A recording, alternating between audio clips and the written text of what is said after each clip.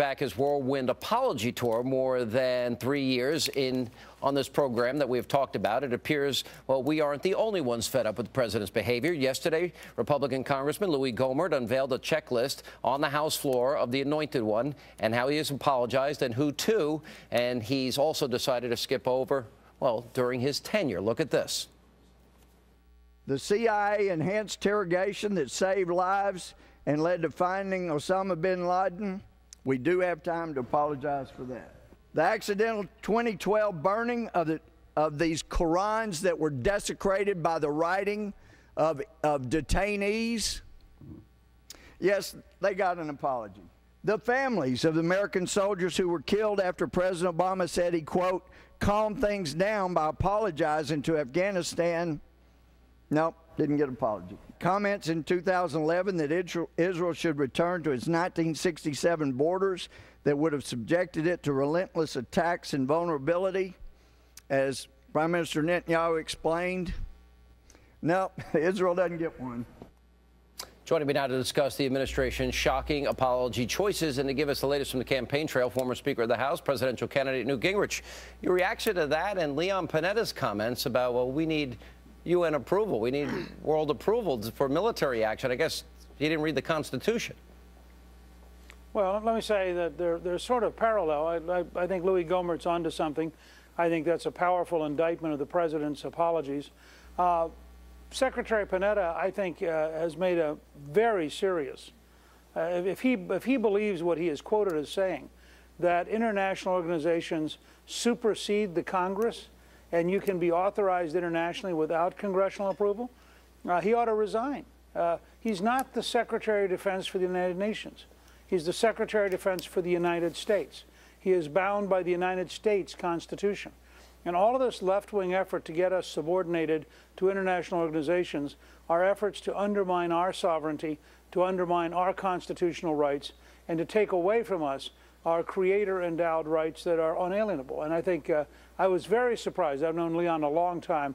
But if he means what he said, he should not be the Secretary of Defense because he is in the wrong job for the wrong country. He ought to be gone and do some job for the United Nations. What do you make of the apologies, the choices of apology, and the choices not to apologize, as Louie Gohmert was pointing out? What does that say? Well, I think that Obama comes out of a very hard-line left-wing worldview in which the U.S. is usually wrong. I mean, what do you make of a president who apologizes to Muslim religious fanatics in Afghanistan while attacking the Catholic Church and every right-to-life organization in the United States? I mean, how do you explain what the value system is behind those two? And that's the sort of stuff Obama's doing. And I mean, I have to say, as a citizen, I don't understand what his reasoning is. And as Louie Gohmert pointed out, Congressman Gohmert pointed out, these were Qurans that had been defaced by Muslim political prisoners. So the real question should have been, why aren't the clerics in Afghanistan condemning the Muslim extremists who were defacing the Quran? If defacing the Quran is this terrible a thing, why are we taking the blame for what their extremists were doing? Let me ask you about the economy. Jobs numbers come out, unemployment stagnant, but we have now gone through a period here that we've lost over 1 million jobs since he's been president, net jobs that have been lost. We now have unemployment above 8%, a World War II record, 37 consecutive months. He said he'd cut the deficit in half. He said they predicted at this time unemployment would be at 6%.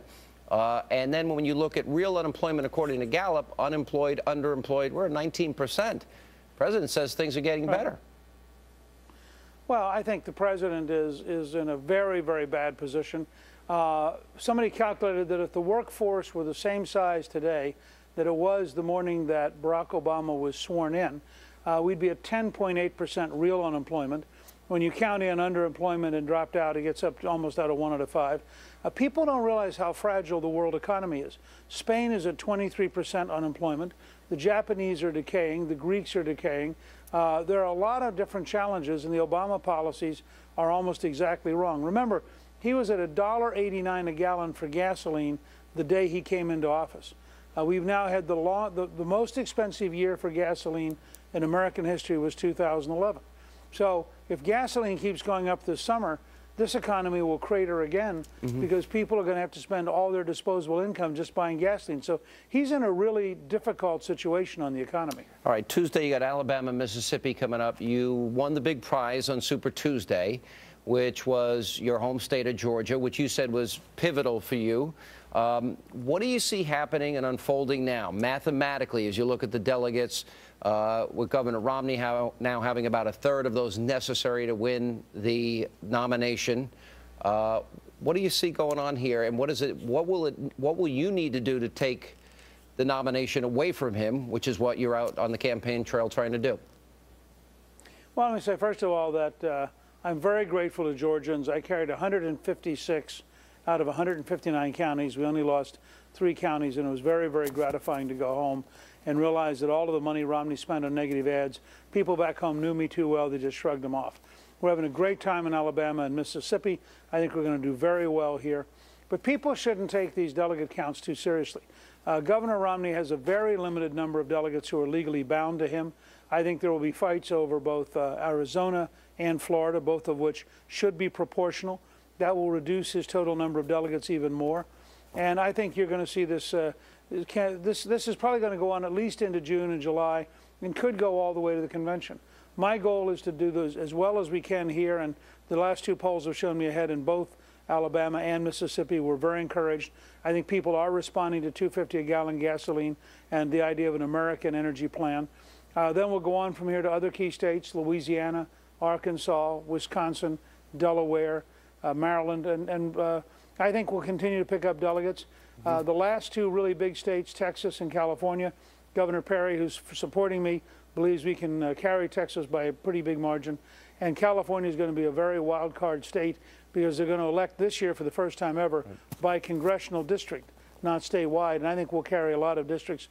My commitment is going to be to reach out to every delegate who's not legally bound, there are lots of delegates who get picked, but they're not legally required to be for their candidate. What does that mean? When you only look at legally bound. Okay. And if that's not legally bound, that makes a difference. But we'll have you back to talk about that. Mr. Speaker, thank you for joining us, Mobile, Alabama, tonight on the campaign trail. Former Speaker of the House, presidential candidate Newt Gingrich. Our Great American Panel is next.